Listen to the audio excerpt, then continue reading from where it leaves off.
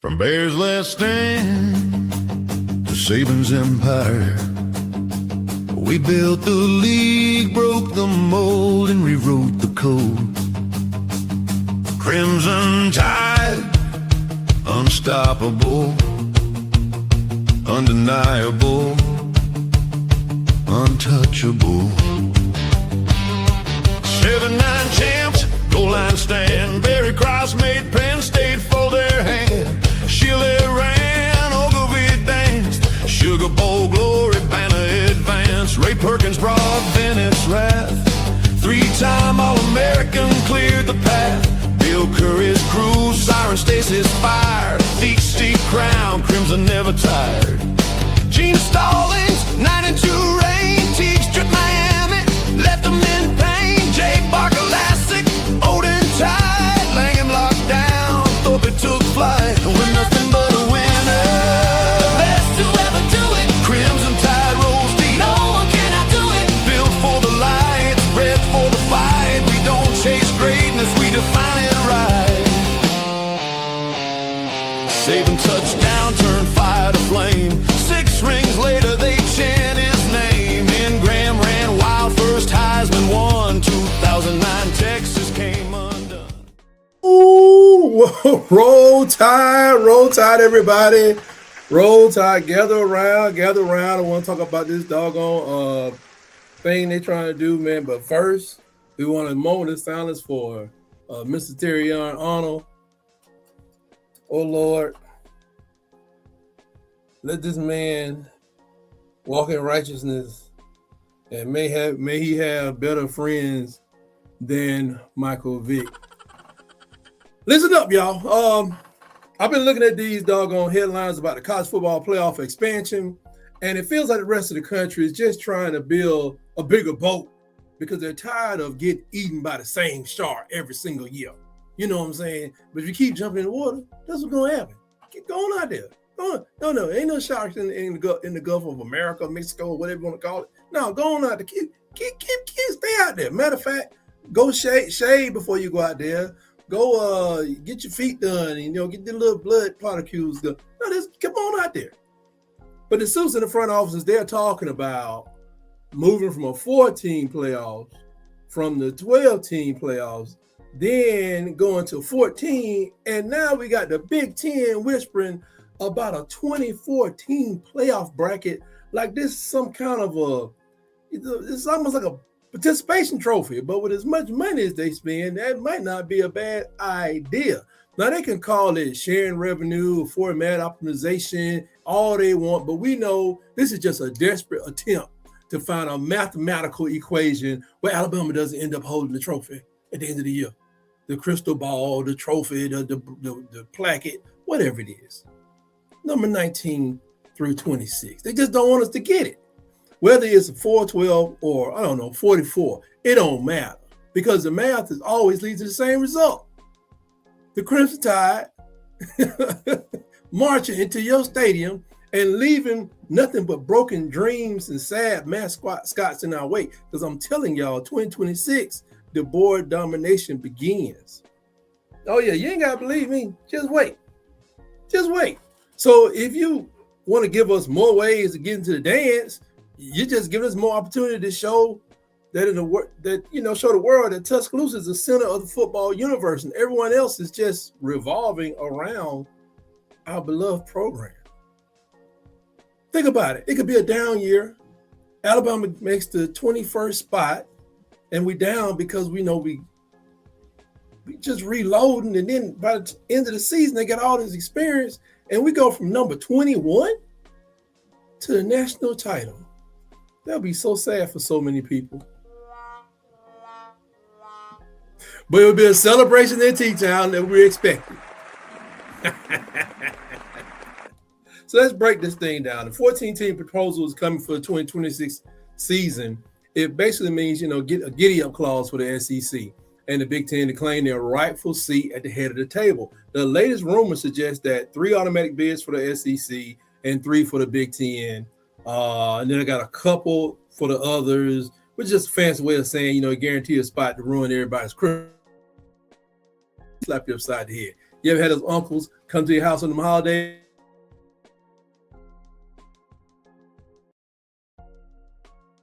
Last thing you want to see at Christmas. Won't you bring yourself around the house around Halloween, you damn nightmare? Anyway, the CFP board is scratching their heads trying to figure out how to protect the tradition of the bowls season, you know, while chasing that almighty dollar. Got to get that money. I need a cash register sounder.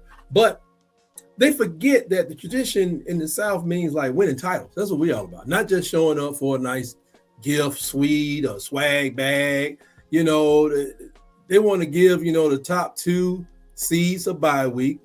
But honestly, giving Alabama a week off, I don't know if we'll beat number 2 seed, but if we get to the point we got a week off, you know, a week off to get healthy, to look up all this film.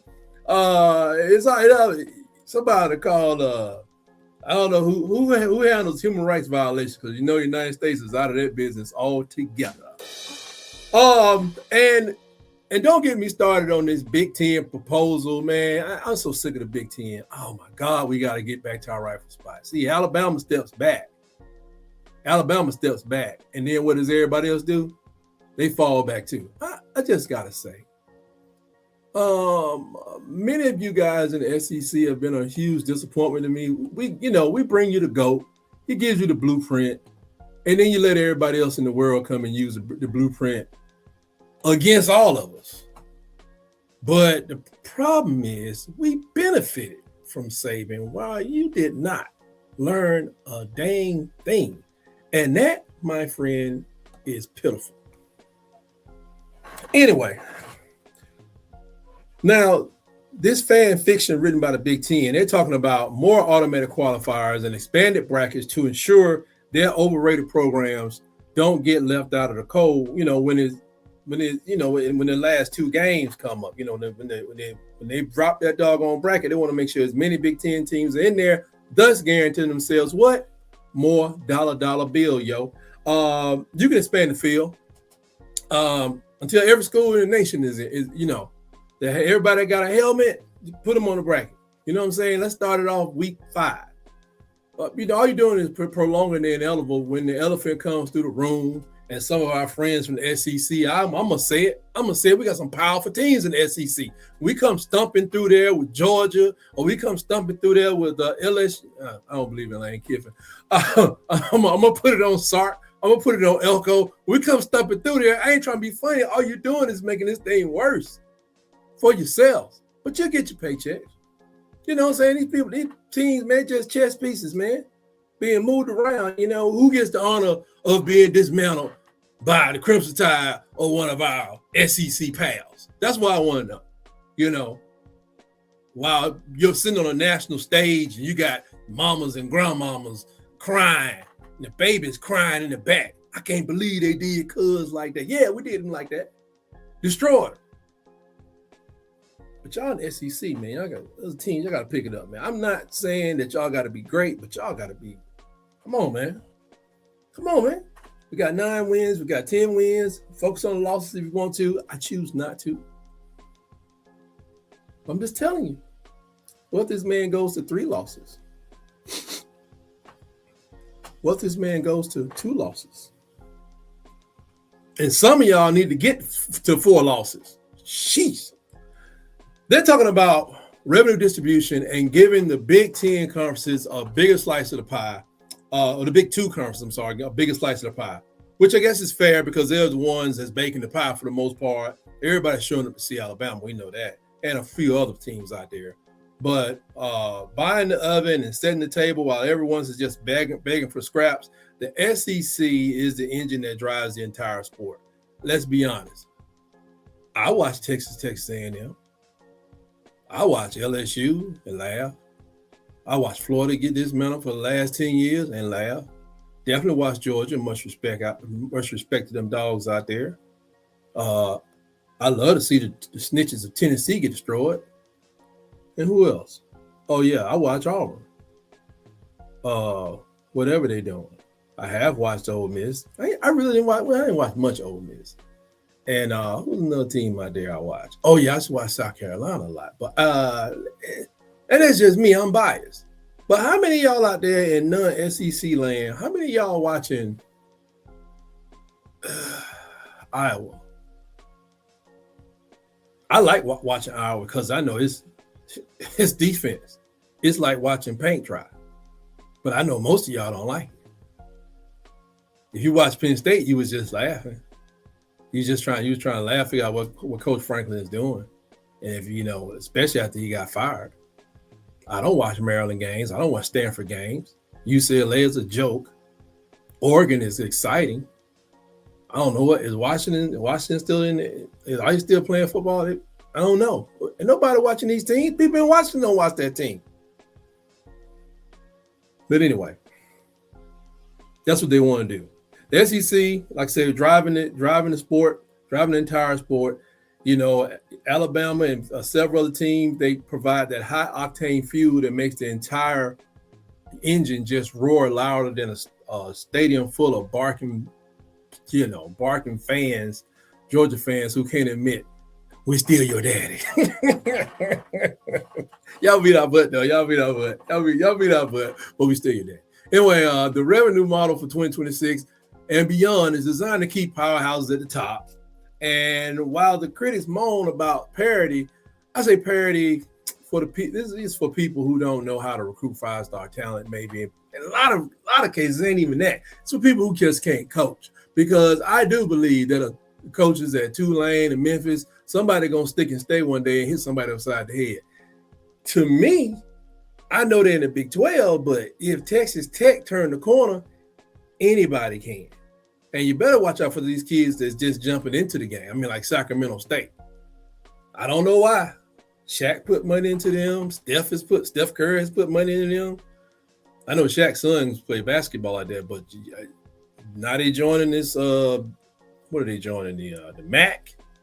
Wow, Northern Illinois is leaving the MAC, which is weird. I want to look into that, but it really probably is not that important. But you better be careful. Somebody gonna turn the corner. I know rumors about Mr. Beast giving money to $100 million to East Carolina, where it's a place he didn't go to school. He didn't attend school there. He did not. He's not from there, but he has filmed a lot of his content there. But what happens if somebody does get behind one of the more notable programs? What if somebody gets behind East Carolina, Appalachian State?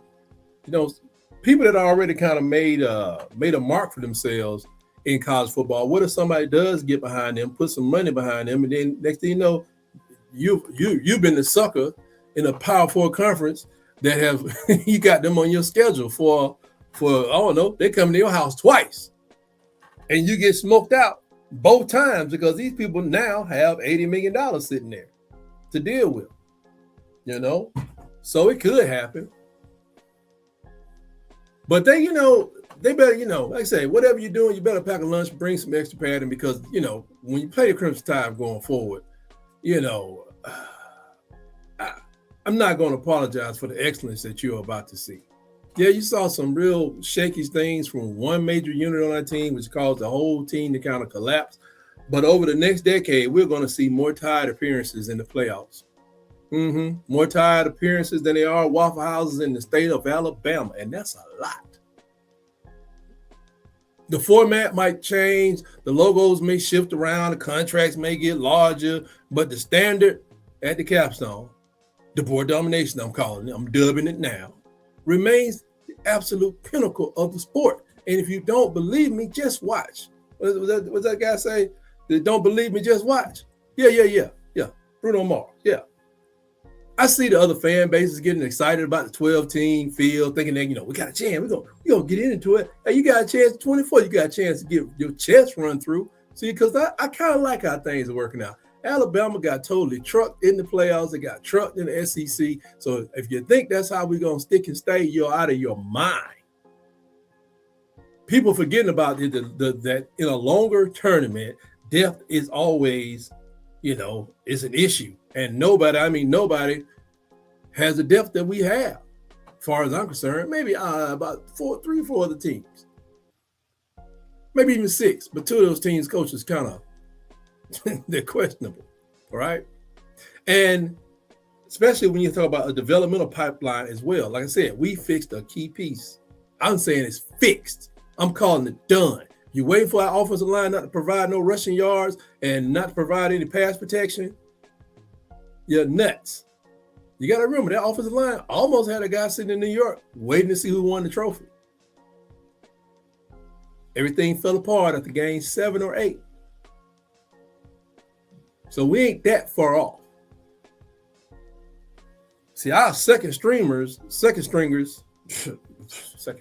some third stringers at this point should be starting on a majority of those charity cases in the group of 5. But I try not to dump on the group of 5 because I believe people got a shot. They play the same amount of dudes to get in as everybody else.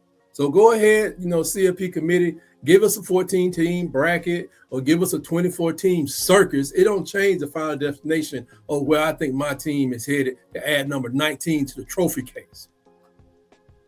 So every once in a while, someone may get a taste of it. Indiana got a little taste. But for the vast majority of the next 10 years, as long as our coaching staff, if he stays put and he selects his coaches like he's been doing thus far, now that he got the starter pack out of the way. Got Slick out of there. Got got him out of there. The rest of the field is just going to get there. The rest of the field is going to get their asses elephant stomped into the turf. Alabama's the gold standard. Don't you forget it. It's the North Star, and it's the reason why the college football landscape is shifting beneath our feet just to keep up. They're changing all these rules. They bringing back the bag man. I'll talk about that in my next video. He ain't really going nowhere. He's just been operating differently. But now he got to pull up the dark clothes. We'll talk about that later. But the truth is, you can hide in a bigger bracket.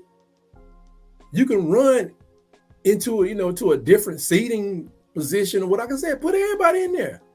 But the tide always rises, and it's going to sweep out that weak competition. It's going to sweep right out to sea. The rest of the country, enjoy the new format. Enjoy your fancy meeting rooms while you try to, engineer your way to beat us pretty much, or to be us, because we're busy in the weight room, the practice field, on the recruiting trail. We sniffing around the portal, doing what we got to do while, people arguing over automatic bids. Coach Kellen DeBoer and his team and staff and all these people, they out there busy polishing off the plan, tearing it up, rebuilding it, putting this player here. We're getting ready for the spring, man. While the janitorial staff, cleaning staff, they're getting ready, making space for another, I don't know what, 3 or 4 championships in the next 20 years. That probably would make Kellen DeBoer a GOAT in this NIL thing, unless Ryan Day can run off 6 right quick. But I don't see that happening. Especially if he, keep getting our players, but he does a lot with our players. But Alabama Nation, stay loud, stay proud, and never forget that the Crimson Tide doesn't just play the game. We own the game. I don't care who hears it. If you challenge what I'm saying, I just got to admit it. I'm seeing what's happening here. To be honest, I thought Kellen DeBoer was going to have a Ray Perkins thing, but he wouldn't get fired in 3 years. No, he's coming in like Bill Kerr with the defeats of baby brother on the other side of the state, and he's sitting pretty right now.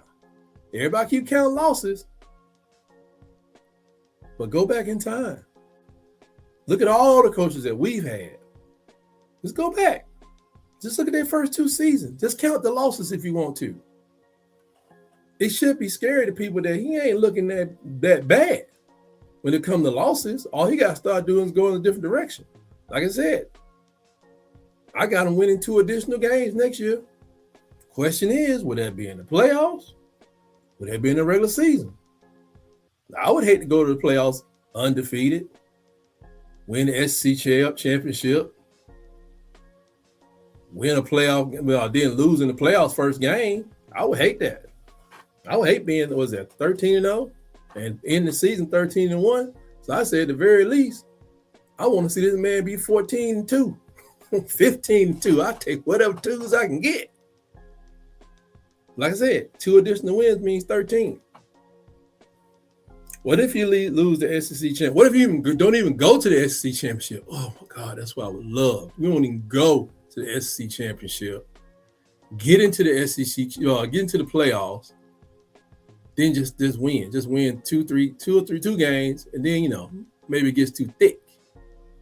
But either way, like I said, man, stay loud, stay proud, and don't forget that we own the game. The future is bright. The future is expanded, and most importantly, the future is the crimson and white forever and always. And always remember, roll, tide, roll. Where's my exit?